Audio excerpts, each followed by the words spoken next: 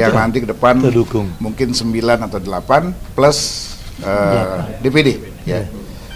Saya yakin dan percaya mereka semua merasakan apa yang menjadi kekhawatiran kita hari ini. Mereka adalah orang-orang yang langsung merasakan bagaimana demokrasi pemilu kemarin sangat brutal, ya, yang sangat mahal, transaksional, yang tidak masuk di akal. Ya. Kalau pemilu tak langsung, nggak khawatir mencabut kedaulatan rakyat atau seperti apa? Kedaulatan rakyat sebagaimana pendiri bangsa sudah diwakilkan dengan para wakil yang dipilih oleh rakyat. Amin, Rais.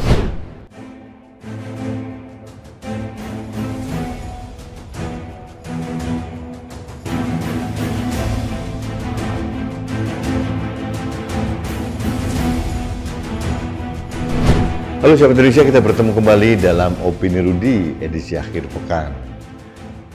Sahabat Indonesia, barusan kita mendengarkan video.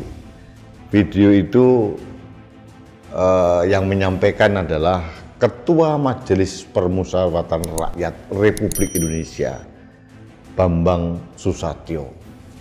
Ketua MPR RI, Mas Bamsud panggilannya, itu mengatakan dengan jelas bahwa telah clear memberikan pernyataan bahwa pemilu tahun 2024, khususnya Pilpres tahun 2024, itu adalah pemilu yang brutal, yang jauh dari demokrasi.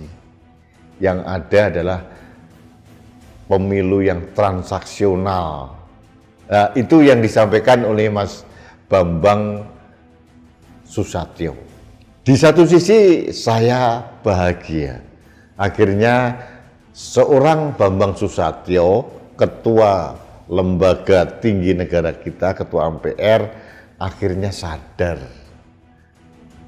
akhirnya mengkonfirmasi suara dari sebagian besar civil society bahwa terjadi kecurangan yang terstruktur, sistematis, dan masif dalam penyelenggaraan Pilpres tahun 2024. Cuma pertanyaan saya adalah, Mas Bambang Susatyo ini lupa.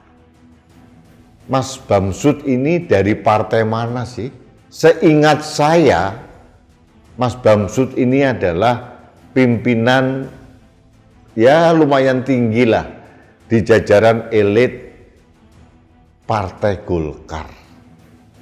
Nah, Partai Golkar pula lah yang memberikan kontribusi sehingga warna Pilpres ini berlangsung brutal. Pertanyaan saya, mengapa baru sekarang Mas Bamsud mengatakan hal itu? Mengapa dulu sebelumnya atau dalam proses penyelenggaraan Pilpres tidak berani berteriak? Seolah-olah sekarang ini Mas Bamsud dengan segala hormat saya seperti pahlawan kesiangan. Lupa bahwa dirinya adalah orang Golkar. Golkar pula lah yang memberikan kontribusi, memberikan aksen yang kuat sehingga Pilpres tahun 2024 ini brutal. Partai Golkar pula lah yang mencalonkan secara instan seorang wali kota yang belum punya pengalaman, yang bernama Gibran Rakabuming Raka, untuk menjadi calon wakil presiden yang disodorkan kepada Pak Prabowo Subianto. Pada saat itu Golkar tahu bahwa pencapresan seorang Gibran itu berdasarkan tiket emas atau karpet emas yang disiapkan Paman Usman, mantan ketua MK waktu itu. Yang jelas-jelas Paman Usman ini terbukti melanggar etika berat saat memutuskan keputusan MK nomor 90 tahun 2023. Jadi saya tertawa sambil tersenyum kecut melihat statement dari Mas Bambang Susatyo ini. Ini statement serius atau sekedar flower lips Kalau bahasa Ukraina itu hanya abang-abang lambe gitu. Hanya sekedar merah-merah bibir gitu, hanya sekedar untuk mencari simpati masyarakat. Padahal Mas Bambang lah salah satu pimpinan Partai Golkar yang masuk dalam koalisi 02, di mana Ketua Umum Partai Golkar ngotot mengatakan ini bansos dari Pak Jokowi loh. Lupa dia, bansos ini uang pemerintah, uang negara, uang APBN, bukan uang dari Pak Jokowi secara pribadi. Itu yang mengatakan adalah Airlangga Hartarto, Ketua Umum Partai Golkar, di mana Mas Bambang juga menjadi elit dari Partai Golkar. Jadi menurut saya kalau sekarang Mas Bambang mengatakan bahwa pemilu tahun 2024 brutal, wis telat Mas. Layar sudah keburu ditutup, pertunjukan tonel sudah selesai, penonton sudah bubar, baru berkomentar. Ini ya aneh lah menurut saya. Tapi tetap aja lah, ya kita sikapi, kita apresiasi. Mungkin Mas Bambang sudah tersadar dari pingsannya selama beberapa bulan terakhir ini. Mas Bambang sudah akhirnya, oh iya ya saya berbuat salah. Ya jauh lebih baik lah daripada tidak mengakui bahwa pemilu tahun 2024 itu brutal dan menurut saya adalah pemilu terburuk sepanjang sejarah Republik ini.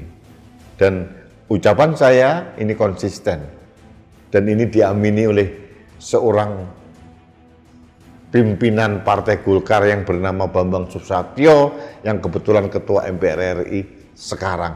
Sudah lewat, dramanya sudah selesai, layar sudah ditutup, pintu gedungnya sudah dikunci. Lewat Mas, tapi apapun oke lah.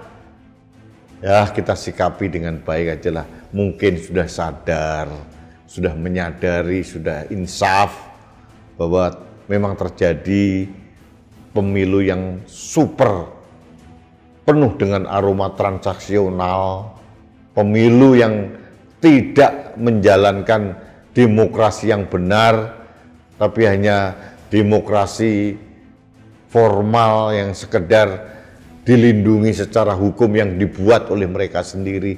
Ya itulah yang terjadi. Cuma mohon maaf Mas Bambang, mudah-mudahan ke depan, karena Mas Bambang ini masih muda, masih menjadi politisi muda, harus mulai menata konsistensi diri agar pernyataan sekarang dan masa depan itu konsisten. Karena apa? Konsistensi diri itu adalah parameter integritas personal seseorang. Itu aja yang ingin saya komentari dari ucapan manis seorang Ketua MPR Mas Bambang Susatyo. Mudah-mudahan ini keluar dari lubuk hatinya Mas Bambang, mengakui bahwa memang terjadi kebrutalan dalam pemilu tahun 2024. Ada demokrasi yang bersifat transaksional yang nyata, yang kemudian kita semua menjadi korban. Tapi ini sudah lewat. Kita tidak punya pilihan. Kita sudah menjalankan semua teriakan kita. Saya berteriak tinggal serak, tapi juga sudah terjadi, ya sudah, tidak ada pilihan. Tetap saja saya memberikan apresiasi, tapi saya hanya mengingatkan seharusnya Mas Bambang itu mengatakan ini ke dalam internal Partai Golkar sendiri, bukan di hadapan masyarakat, karena masyarakat bukannya wah mengatakan luar biasa, justru tertawa, hanya sekedar bertanya saja. Memang Mas Bambang lupa, Mas Bambang ini dari partai apa sih? Ya itu saja yang ingin saya komentari dari pernyataan Mas Bambang Susatyo. Ini bukan kritikan, hanya sekedar sentilan sayang saya sebagai teman, sebagai orang yang mengenal Mas Bambang Susatyo. Ya mudah-mudahan ini menjadi pembelajaran bagi politisi yang lain lah, yang merasa mempunyai kuasa untuk mengelola negara ini, jangan lagi mengelola negara ini seenak udelnya saja. Sejarah akan mencatat Anda. Anda akan menjadi pejuang demokrasi atau Anda adalah perusak demokrasi. Dan itu akan tercatat dalam sejarah Indonesia yang akan dibaca oleh anak cucu kita sampai kapanpun. Baiklah Sobat Indonesia, itu aja yang ingin saya komentari dari statement Mas Bambang Susatyo. Mudah-mudahan ini menjadi pembelajaran buat kita semua. Kita harus tetap membangun optimisme kita bahwa ke depan Indonesia akan menjadi lebih baik lagi. Terima kasih, kita bertemu kembali dalam Opini Rudi selanjutnya.